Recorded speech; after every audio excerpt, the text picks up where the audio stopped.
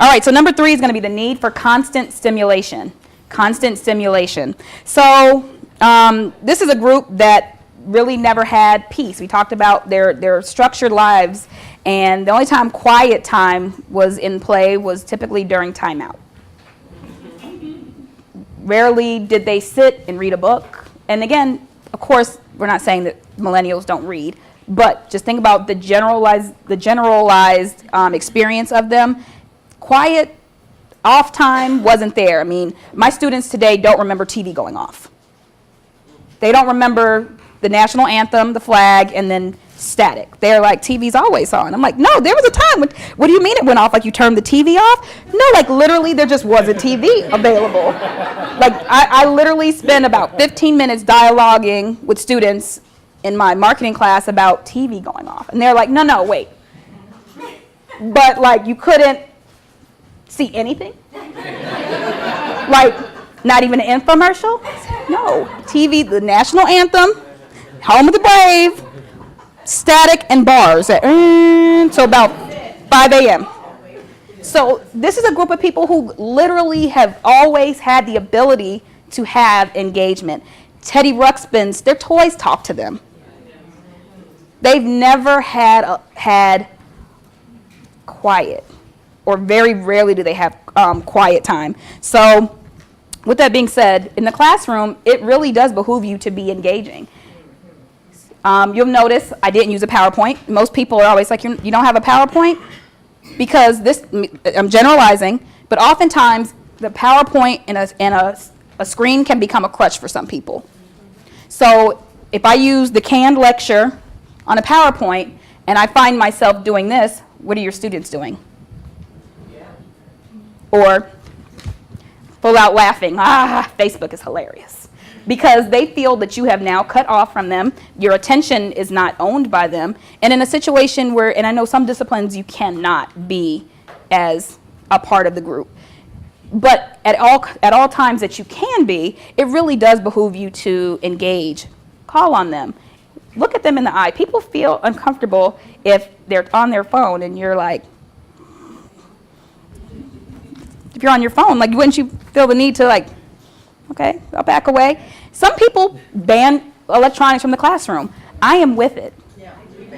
So students are like, oh, but you're young. You're young. You're supposed to allow us to have computers and cell phones. And I said, I'm not fooled by you. Because I know that you're not learning. You have diverted your attention. As an adult, if you need to excuse yourself, we all have family situations or things that come up in life where you need to take a call. If you're in a meeting, you don't get to get on your phone and talk. I've walked in the classrooms where students were on the phone while the professor was talking. Inappropriate, and they know it's inappropriate. But again, it's what you set for them. If you allow attention to be diverted, they will divert their attention. Someone will, not you. Would never. So don't be afraid to step away from the book, and don't be afraid to step away from the PowerPoint.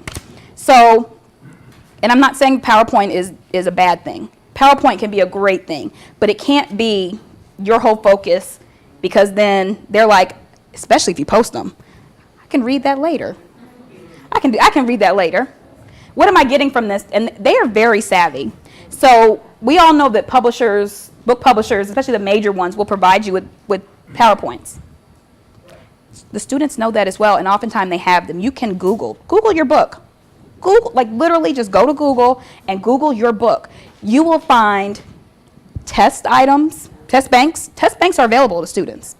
You will find the PowerPoints. So you holding on dear to that and reading it in class, they're like, we know it's a cliff note of the book, and we have access to it. Most of these students have access to it. Now, there was a big debate in our school, and I'm in the School of Business, about the test banks. And they were like, oh my gosh, the test banks are online. Okay, it's a study tool, in my opinion. They're attempting to work smarter, not harder, but if you read a 200 question word bank and understand it well enough to know the answers, what's the difference between that and them looking at notes?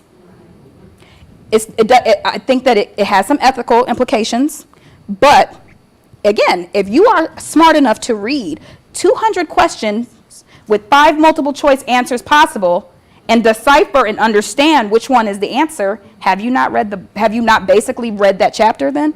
200 questions in a chapter, 100 questions even, and understand it. You read notes. You read somebody else's notes. So, again, thinking like a criminal, I'm like, it's not the end of the world. So if you know this, though, and know that things that are given by the book publisher are oftentimes accessible online. So your job is to make it, we talked about making it real, give your own input. All of us are experts and scholars in our respective fields. So there might be some things that you know that you can share that would blow their socks away. You know, like things that you heard at a conference, things that you might find interesting because you're digging deeper in your own research. Share that with students. Students oftentimes don't know that professors have 2 jobs. So, well, Howard, we got about 3, right? Just kidding. But so the fact that you do this research is lost on students. Sometimes they're like, oh, you're just a teacher. Okay, but let me tell you about some of the things that I'm studying, and then you'll find this whole world opens up to them. Again, because we're going back, this is all building upon each other, your knowledge becomes concrete. It's not so abstract. You're not just providing what's given by the book, which they can see through. They want to see what you're bringing to the situation.